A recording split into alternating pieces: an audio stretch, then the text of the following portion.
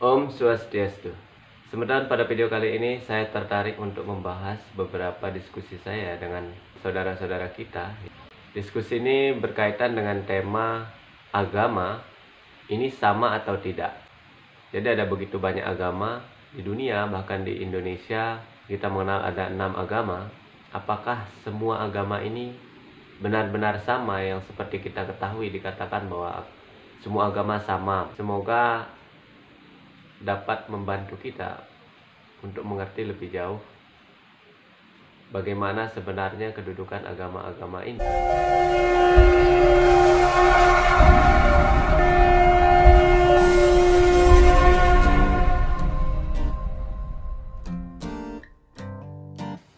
Jadi begini, saya mau bertanya, menurut pandangan Weda, apakah semua agama itu sama atau tidak?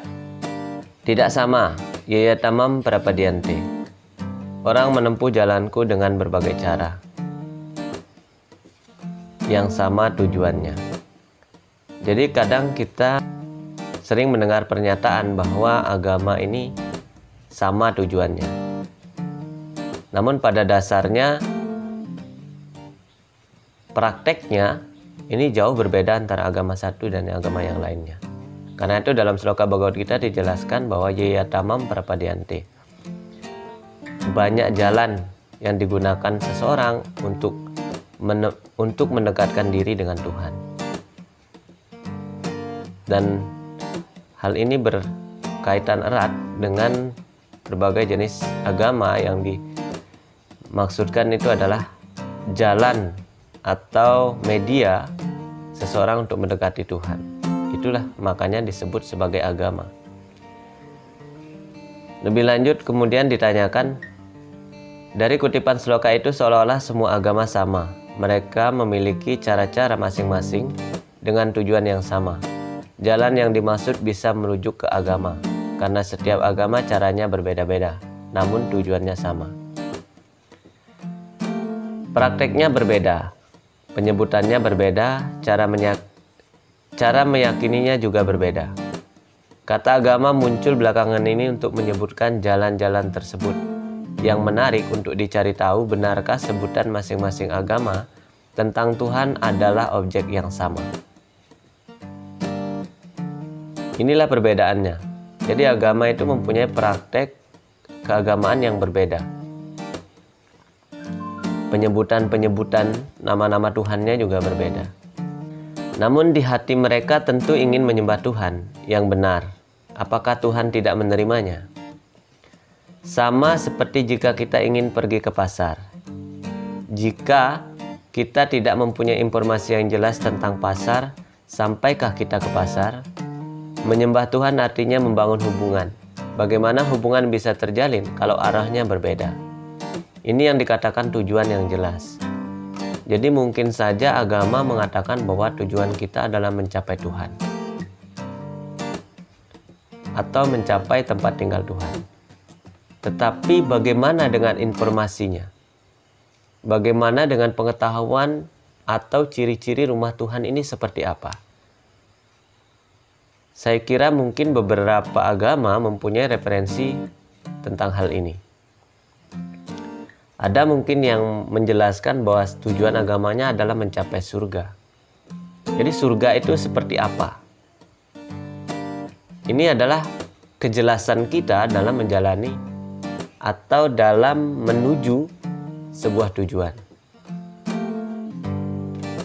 Karena kan sesungguhnya menyembah Tuhan artinya kita membangun hubungan dengan Tuhan. Ketika terkoneksi antara diri kita dengan Tuhan, maka segalanya akan menjadi jelas. Dan untuk membuat kejelasan ini kan kita perlu sebuah hubungan. Kalau hubungannya ini tidak jelas, atau Tuhannya sendiri yang dimaksud Tuhan itu seperti apa, itu tidak jelas, maka hubungan tidak akan terjadi. Seperti halnya kita mau pergi ke pasar, kalau kita tidak tahu pasar itu ciri-cirinya seperti apa.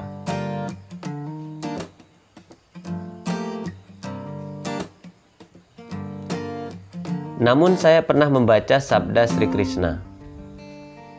Beliau bersabda akan memperlakukan sama terhadap seseorang walaupun memiliki kepercayaan yang berbeda, agar manusia sejahtera. Itu kualitas Tuhan sebagai yang maha adil. Di sisi lain, makhluk hidup mempunyai kebebasan untuk lebih dekat dengan Tuhan. Karena itu beliau mengatakan, para penyembahku yang sangat aku cintai. Karena mereka berusaha mendekati Tuhan. Ini etika bahwa yang membutuhkan Tuhan itu kita. Seperti orang tua memperlakukan anak-anaknya dengan kasih sayang yang sama. Namun seorang anak yang mampu menarik hati orang tua mendapatkan penilaian yang berbeda dengan anak-anak yang lainnya. Sama seperti matahari, tidak meluputkan sinar pada objek apapun. Itulah yang disebut keadilan. Tetapi saat seseorang memilih menghindar dari sinar matahari, maka kegelapan yang ia alami. Inilah pilihan hidup. Jadi Tuhan itu pada dasarnya sama, memperlakukan semua makhluk hidup dalam pandangan yang sama. Sama-sama dicintai, sama-sama disayangi. Seperti matahari atau seperti orang tua yang menyayangi anaknya. Seperti matahari yang memberikan sinarnya pada semua objek. Tidak ada yang dipilih, tidak ada yang dihindari oleh matahari untuk memberikan sinar. Yang menghindari biasanya yang takut kepanasan atau takut terkena matahari. Inilah contoh bahwa Tuhan itu bersikap adil kepada semua makhluk hidup. Namun terkadang kita yang berusaha untuk menjauhi Tuhan. Karena itu Tuhan mengatakan bahwa para penyembahku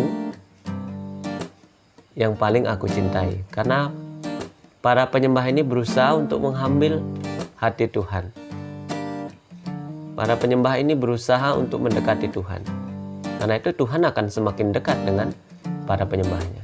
Tapi kalau kita menjauhi Tuhan, maka Tuhan akan semakin jauh karena kita yang menghindar.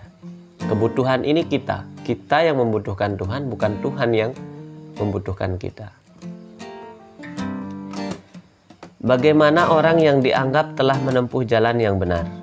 Bagaimana orang yang dianggap telah menempuh jalan yang benar? Apakah Hindu adalah jalan yang benar?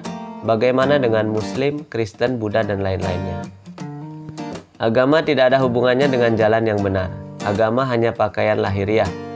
Kebetulan kita lahir di keluarga Hindu, Kristen, dan lain-lainnya. Kebenaran itu seperti rasa asli gula. Manis, itulah kebenaran bagi gula. Saat jiwa manusia lepas dari paham agama dan menemukan sifat aslinya, itulah kebenaran. Sifat itu adalah pelayanan, melakukan pelayanan dengan Tuhan, bukan pelayanan pikiran, indria-indria, atau objek yang lainnya. Jika agama tidak mengajarkan hal ini, maka tidak ada bedanya dengan perkumpulan-perkumpulan politik, sosial, dan ekonomi saja. Ini yang terjadi dalam agama saat ini.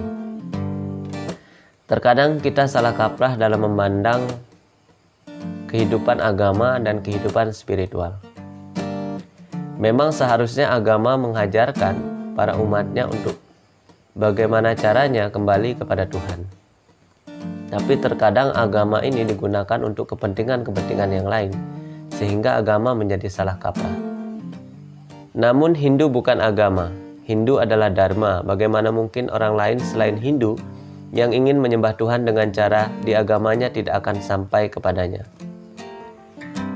Bisa saja jika syaratnya terpenuhi. Inilah tugas agama yang sesungguhnya, membawa umatnya pada Tuhan.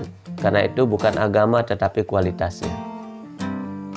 Syarat untuk mencapai kepada Tuhan itu harus melampaui hal-hal yang bersifat duniawi. Hal rohani dan hal duniawi ini adalah dua hal yang berbeda.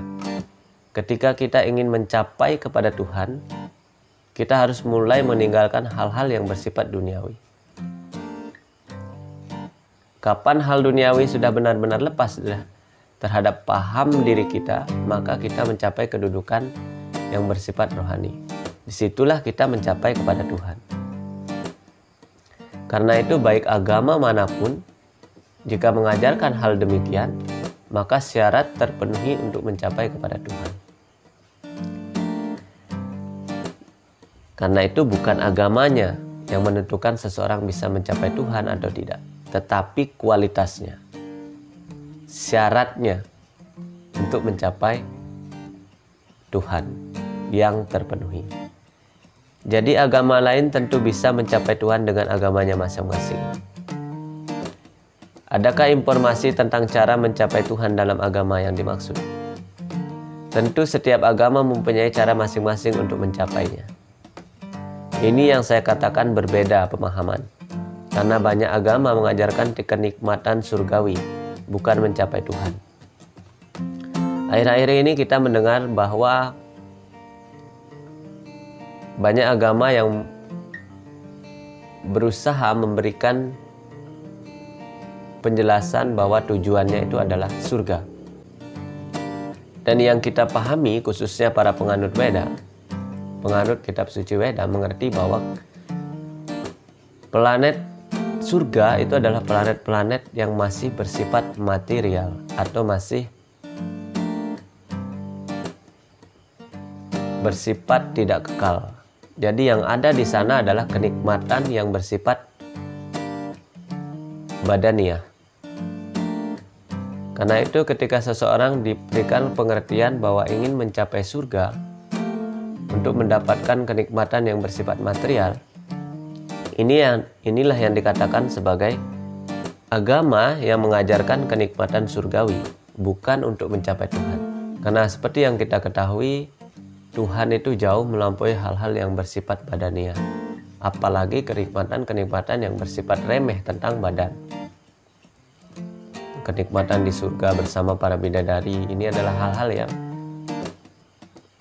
masih bersifat lahiriah.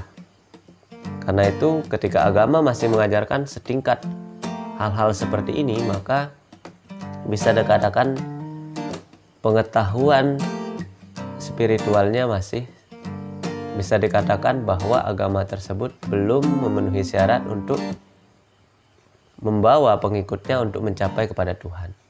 Cukup mencapai kepada surga atau kenikmatan duniawi. Tapi kalau agama itu mengajarkan mencapai Tuhan, pasti bisa mencapai Tuhan dengan agamanya itu.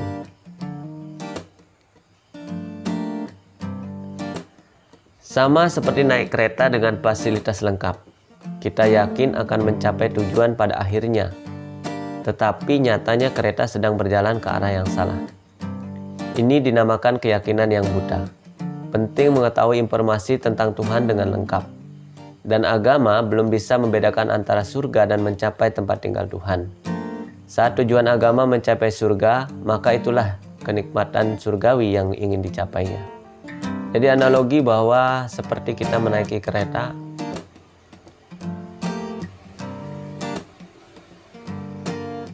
dengan banyak fasilitas, dengan kenyamanan, tetapi kita tidak tahu bahwa kereta ini sedang berjalan ke arah yang salah. Inilah yang dinamakan sebagai keyakinan yang buta. Memang kita meyakini sebuah agama. Agama ini ingin mencapai ke tempat Tuhan. Tetapi pada prakteknya, ajaran-ajaran yang diajarkan dalam agama ini berlainan dengan tujuannya untuk mencapai Tuhan.